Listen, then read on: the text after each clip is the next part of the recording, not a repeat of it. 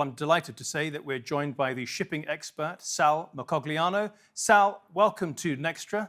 Let me start by asking you about what's been going on off the coast of Sri Lanka and apparently a US submarine sinking an Iranian warship. Yeah, we have a report from the Secretary of War himself, Pete Hegseth, just came out and did a press conference along with General Kane, the chairman of the Joint Chiefs of Staff.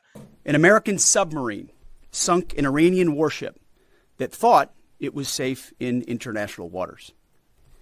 Instead, it was sunk by a torpedo. Quiet death. And they released video showing a U.S. submarine using a Mark 48 torpedo to sink an Iranian corvette off the coast of Sri Lanka. That is the first sinking of a ship with a torpedo by the U.S. Navy since World War II. The British did it back in the Falklands against the General Belgrano during that conflict with Argentina. But this represents once again, a targeting by the United States of the Iranian Navy. They have systematically begun a destruction of most of the Iranian surface navy and along with its submarine force. And as you mentioned to me earlier, they're taking care of the conventional threats. What about the unconventional threats out there? Well, that is the real danger out there. I mean, what we saw over the past few years by the Houthi in the Red Sea, for example, and the Ukrainians up in the Black Sea is you don't really need a navy to really impact shipping on the high seas. And while the Iranian Navy is being degraded massively, we still have threats. We're seeing, for example, one-way drone attacks. We're seeing potentially unmanned surface vessel attacks on vessels off the anchorages off Fujairah in Oman and the UAE. We're seeing attacks on shipping potentially transiting the Strait of Hormuz. So we're still seeing those level of attacks out there. And because of the long nature of the Iranian coast and the Persian Gulf in general, this represents a severe threat to shipping throughout the region, all the way from Kuwait down into the Indian Ocean. What is the United States doing to protect its tankers and the tankers of its allies in the Gulf against Iran's kamikaze drones? The U.S. has an impressive force in the region, but unfortunately, it's limited in its numbers. I mean, it can't be everywhere. And we're talking about a theater. I mean, the Persian Gulf is over 1,000 miles long. It's very difficult to provide coverage everywhere. We saw that recently with a missile attack over Bahrain that damaged an American tanker that was in a dockyard there. It's very difficult to provide area coverage over all the shipping in the area. Right now, we're not seeing ships really going through the Strait of Hormuz, but they're clustered at both ends, and those clusters make very likely targets. And unfortunately, the U.S. has to do screening of its aircraft carrier, the Abraham Lincoln. It's doing surface strikes. So the Navy and the U.S. military doesn't have a lot of resources to devote to this. As a matter of fact, on Monday, we had the U.S. Navy come out and say they're not going to do something like escorting ships, but that has changed since then with a post from the President of the United States. Escorting ships, as President Trump has suggested, what sort of dangers does that involve? Well, escorting ships is a really tough proposal. I mean, on average, you see about 120 ships go through the Strait of Hormuz, and that's a lot of vessels. And it would require a lot of ships to do this. During the attacks down in the Red Sea, for example, the U.S. Navy didn't get involved in escorting convoys through that region. We saw later in the conflict, Operation Speeds, this was put together by the European Union. We saw a very selective convoying of, single and double ships going through the region by the French Navy, the Italian Navy, and a few other of the European navies. But for the U.S. to do this on the scale like they did at the end of the tanker war is going to be very difficult. When they did that back in the late 80s, they did it with U.S. flagged vessels, either U.S. ships or the reflagged vessels from the Kuwaiti Merchant Marine. And so that was a small number of ships that was done. To do a major convoy operation would involve a huge commitment and more forces than are currently in theater. The Islamic Revolutionary Guard, the IRGC, have said that they've effectively shut down the Strait of Hormuz. That is, it seems, what has happened, Sal. I'm just wondering, how disruptive is that going to be for the global economy? Well, closing the Strait of Hormuz is always difficult. I would argue that traffic is not going through the straits, but it's not so much the IRGC that has closed it. It is really the situation that has developed. The shipping companies have decided not to send the majority of their vessels through because of issues regarding insurance. And we could talk about that a little bit more. But in regards to the economy, it's a significant one. We see about 20% of global oil, 20% of liquefied natural gas come through the strait. Now, there is cushion in the system. Oil coming out of the ground in the Persian Gulf being put on tankers is not immediately being fed into refineries in East Asia. There's probably about at least 1 million barrels of oil that's afloat and stored in areas around Singapore and Malaysia. But that's going to start getting tapped into, and it's going to start getting depleted.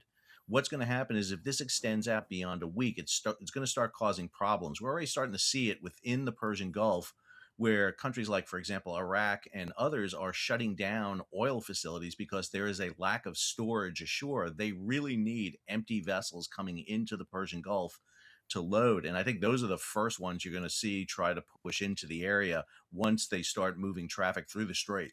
Sal, you mentioned insurance. Is this now just a question of the insurance companies upping the premium, upping the price, or are they saying no chance, you're not going through?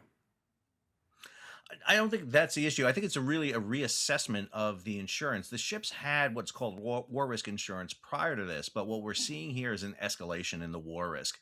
During the situation in the Red Sea, there was an alternative. The very high value ships can go around Africa. There's no alternative here. The Persian Gulf is a massive cul-de-sac. You have to go in there. And the insurance companies, what are called the P&I clubs, the protection and indemnity clubs, are actually made up of the shipping companies.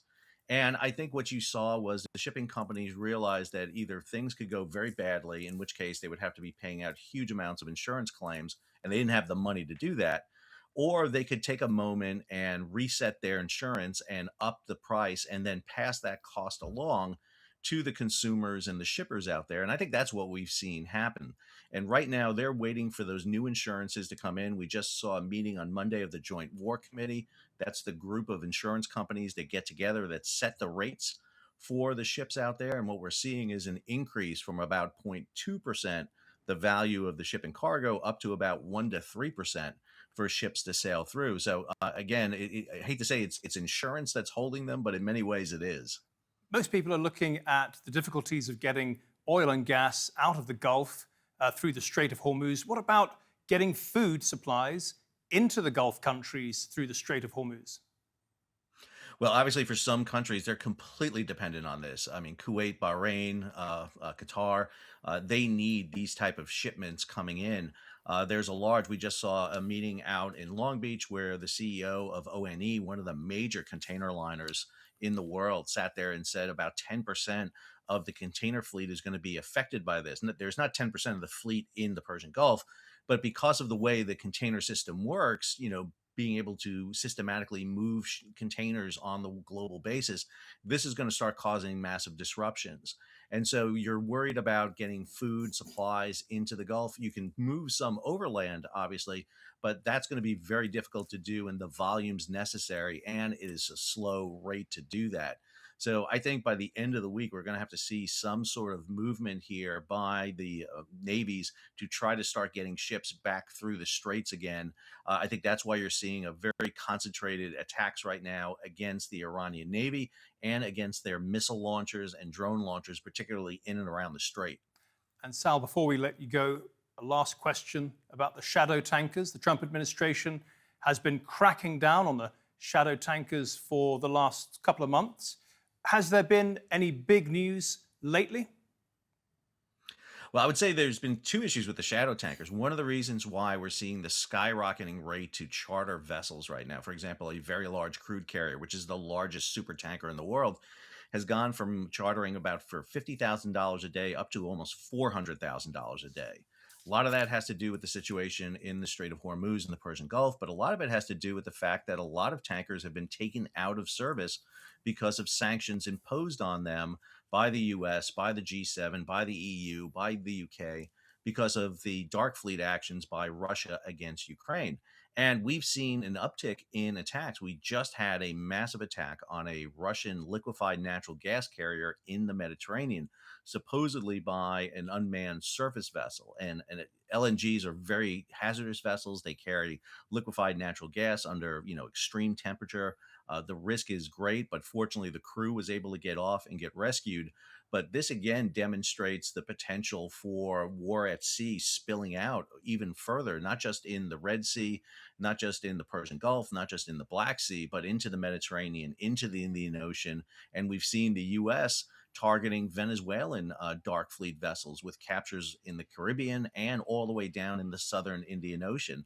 So the war at sea is expanding, and it's definitely an area that many people did not foresee happening. Sal Mercogliano, thank you so much for the update today. Really appreciate that. Thank you for having me.